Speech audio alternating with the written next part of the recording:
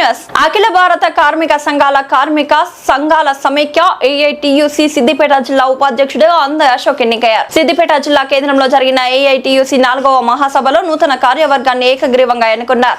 చర్యాల మండల కేంద్రంలోని సంఘం కార్యాలయంలో ఆయన మాట్లాడుతూ తనపై నమ్మకంతో జిల్లా ఉపాధ్యక్షుడిగా బాధ్యతలు అప్పగించిన పార్టీ కార్మిక సంఘ నాయకత్వానికి కృతజ్ఞతలు తెలిపారు. కార్మికుల హక్కుల పరిరక్షణ, సంక్షేమం, కనీస వేతనాల అమలు, సామాజిక భద్రత వంటి అంశాలపై కార్మికుల హక్కుల సాధన కోసం నిరంతరం కృషి చేస్తానని ఆయన పేర్కొన్నారు.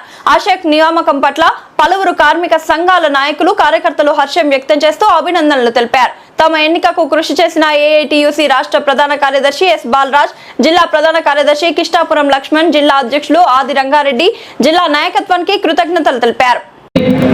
1920 అక్టోబర్ 31న ముంబై నగరంలో ఆవిర్భవించి కార్మికుల శ్రేయస్సు కోసం, కార్మికుల హక్కుల సాధనే ధ్యేయంగా పనిచేస్తున్నటువంటి గొప్ప కార్మిక సంఘం, ఈ దేశంలో అతిపెద్ద కార్మిక సంఘం ఏదైతే ఉందంటే అది కేవలం ఏఐటియుసి మాత్రమే ఈ సందర్భంగా తెలియజేస్తాను.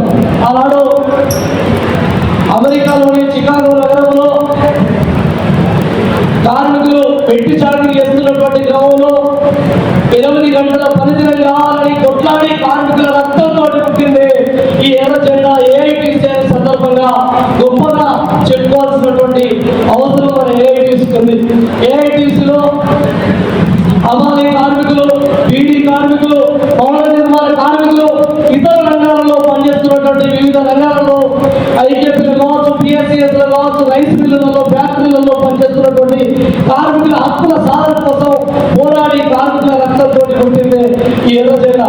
మరియు కార్మికులకు సమాన పనికి సమాన వేతనం కావాలని, అవుట్ సోర్సింగ్ విధానంలో పనిచేస్తున్నటువంటి కార్మికులను రెగ్యులరైజ్ చేయాలని, కార్మికులకు ప్రమాద బీమా కల్పించాలని, 50 సంవత్సరాలు నిండినటువంటి ప్రతి కార్మికుడికి 20,000 రూపాయలు కావాలని కొట్లాడినటువంటి కార్మిక